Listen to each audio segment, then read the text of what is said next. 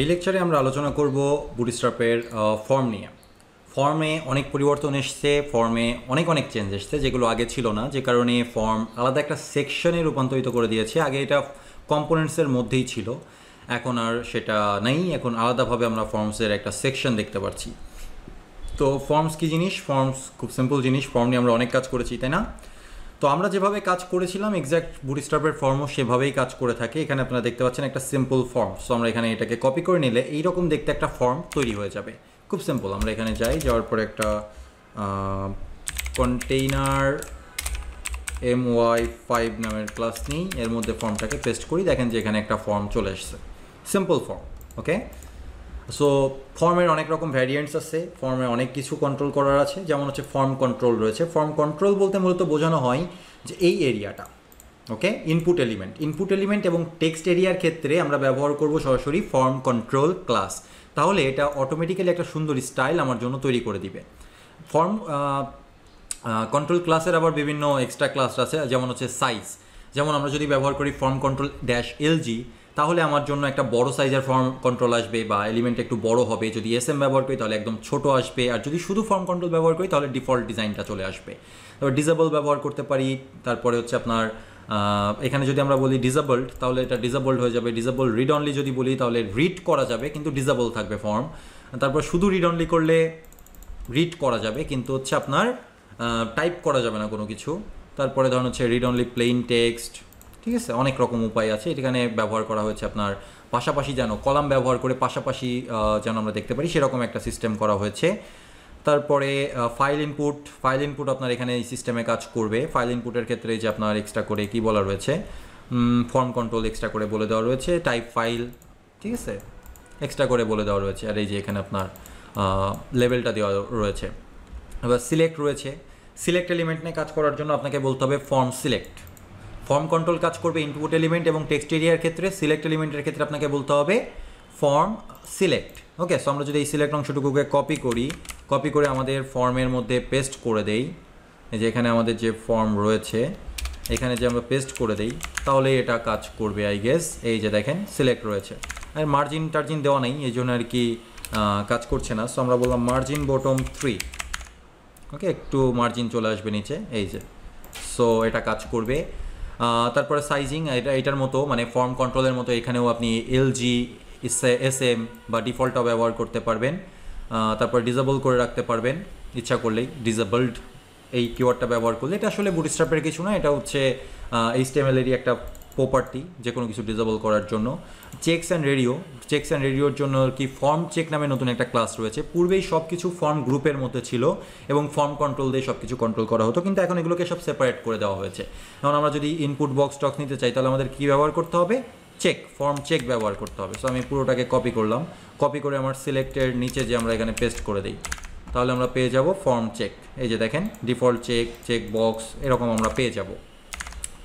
তারপরে আরও রয়েছে হচ্ছে রেঞ্জ। যদি আমার রেঞ্জ নিয়ে কাজ করতে হয় তাহলে আমরা ব্যবহার করব টাইপ রেঞ্জ, তাহলেই হয়ে যাবে। আর এক্সট্রা করে কিচ্ছু বলতে হবে না, জাস্ট ফর্ম লেভেল, এটা লেভেলের জন্য ফর্ম রেঞ্জ ক্লাসটা আমাদেরকে ব্যবহার করতে হবে ইনপুটের ক্ষেত্রে ফর্ম রেঞ্জ ব্যবহার করতে হবে। ইনপুট গ্রুপ মানে হচ্ছে সামনে একটা কিছু থাকবে, তারপরে হচ্ছে আপনার সামনে একটা আইকন থাকতে পারে, অনেক কিছু থাকতে পারে। আবার পেছনে এরকমভাবে আপনি @example.com দিতে পারেন, আপনার সাইটের নাম দিতে পারেন stacklearner.com, সামনে আপনি ইউজার নেমটা প্রোভাইড করছেন। এরকম যদি করছেন তাহলে আপনার ইনপুট গ্রুপ ব্যবহার করতে হবে। সেক্ষেত্রে আপনার ডিভ যেটা রয়েছে কন্ট্রোল, সেই ডিভে যে আপনাকে বলতে হবে group, input group. For example আমরা এটার নিচেই সিলেক্টের উপরে ব্যবহার করি, ঠিক আছে? তাহলে কি দাঁড়ালো? তাহলে এই জায়গাটায় দেখা গেল যে এইরকম একটা আইকন আসলো। আপনি এখানে যে কোনো আইকন ব্যবহার করতে পারেন। এখানে ব্যবহার করা হয়েছে একটা @সাইন, বাট আপনি চাইলে এখানে আইকন ব্যবহার করতে পারেন। এক্সট্রা করে কি করা হয়েছে, জাস্ট যে ডিভটা ব্যবহার করা হয়েছে মেইন ডিভ, সেই ডিভে বলা হয়েছে ইনপুট গ্রুপ, তাহলেই হয়ে যাবে। আর এক্সট্রা করে কিচ্ছু করা নাই। তারপরে ফ্লোটিং লেভেলসটা গুরুত্বপূর্ণ এবং মজার। ফ্লোটিং লেভেলসের ক্ষেত্রে দেখেন যে আপনি ক্লিক করলে এটা কি হচ্ছে, একটু উপরের দিকে উঠে যাচ্ছে। এর জন্য ডিভের মধ্যে বলা হয়েছে ফর্ম ফ্লোটিং ক্লাসটা ব্যবহার করা হয়েছে, আর এক্সট্রা করে কিচ্ছু করা হয়নি। সো আমি এটাকে যদি কপি করে এখানে পেস্ট করি, এর নিচে পেস্ট করি, তাহলে আপনি দেখতে পারবেন যে এখানে ফর্ম ফ্লোটিং হচ্ছে। এই যে দেখেন ফর্ম ফ্লোটিং। ওকে, কি করা হচ্ছে, র্যাপার যে ক্লাসটা রয়েছে সেই ক্লাসের মধ্যে বলা হচ্ছে ক্লাস ফর্ম ফ্লোটিং, আর বাকি যেমন যা ছিল তেমনই রয়েছে, এক্সট্রা করে আর কিছু বলা হয়নি।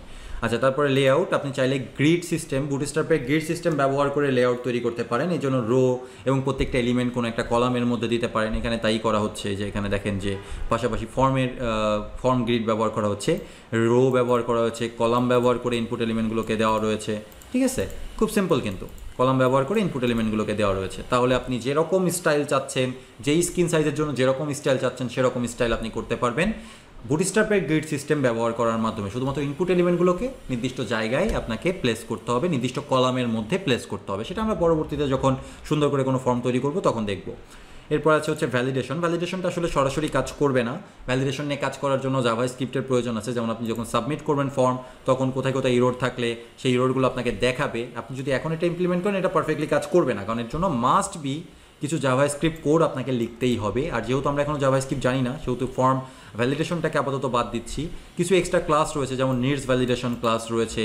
নো ভ্যালিডেট, এটা আসলে HTML এর ডিফল্ট অ্যাট্রিবিউট, এটার মানে হচ্ছে ভ্যালিডেশনের দরকার নাই ডিফল্টভাবে।